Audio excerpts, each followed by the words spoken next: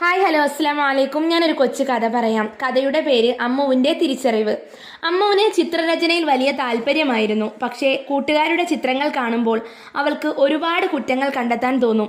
ഇതാ നോക്കൂ, ഈ മലകൾക്ക് എന്തൊരു നിറമാണ്, ആകാശം പോലെ നീല നിറം കൊടുത്തിരിക്കുന്നു, അവൾ കളിയാക്കി.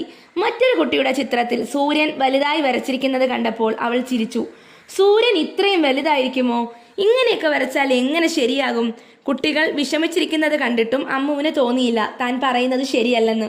ഒരു ദിവസം ചിത്രകലാ ടീച്ചർ കുട്ടികൾക്ക് ഓരോ ചിത്രം വരയ്ക്കാൻ കൊടുത്തു. വിഷയം പ്രകൃതിയും ഞാനും. അമ്മുവും ചിത്രം വരച്ചു തുടങ്ങി. പക്ഷേ കൂട്ടുകാരുടെ ചിത്രങ്ങൾ കണ്ടപ്പോൾ അവൾ വീണ്ടും കുറ്റങ്ങൾ കണ്ടുപിടിക്കാൻ തുടങ്ങി. നോക്കൂ, ഈ പുഴ എത്ര ചെറുതായിട്ടാണ് വരച്ചിരിക്കുന്നത്, ഇങ്ങനെയൊക്കെ വരച്ചാൽ എങ്ങനെയാ ശരിയാവുക? പുഴ ഇങ്ങനെയാണോ ഇരിക്കുക? ആരെങ്കിലും പുഴ ഇങ്ങനെ വരയ്ക്കുമോ എന്നൊക്കെയുള്ള ചോദ്യങ്ങൾ കേട്ട് ആ കുട്ടിക്ക് വല്ലാതെ സങ്കടമായി. ശേഷം അമ്മു ചിത്രം വരച്ചു കഴിഞ്ഞ് അവൾ ടീച്ചറെ കാണിച്ചു.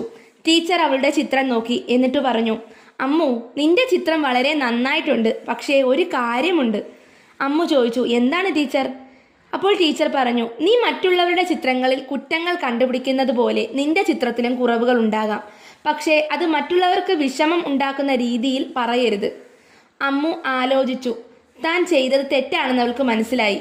അടുത്ത ദിവസം മുതൽ അമ്മു മറ്റുള്ളവരുടെ ചിത്രങ്ങളിൽ കുറ്റങ്ങൾ കണ്ടുപിടിക്കുന്നത് നിർത്തി. പകരം അവളുടെ ചിത്രങ്ങളിലെ നല്ല കാര്യങ്ങൾ കണ്ടുപിടിച്ച് അവരെ പ്രോത്സാഹിപ്പിക്കാൻ തുടങ്ങി.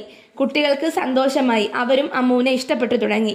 ഈ കഥയിലൂടെ നാം പഠിക്കുന്നത് മറ്റുള്ളവരുടെ കഴിവുകളിൽ കുറ്റങ്ങൾ മാത്രം കാണരുത്. തെറ്റുകൾ ചൂണ്ടിക്കാണിക്കുന്നതിന് പകരം നല്ല കാര്യങ്ങൾ പ്രോത്സാഹിപ്പിക്കുക.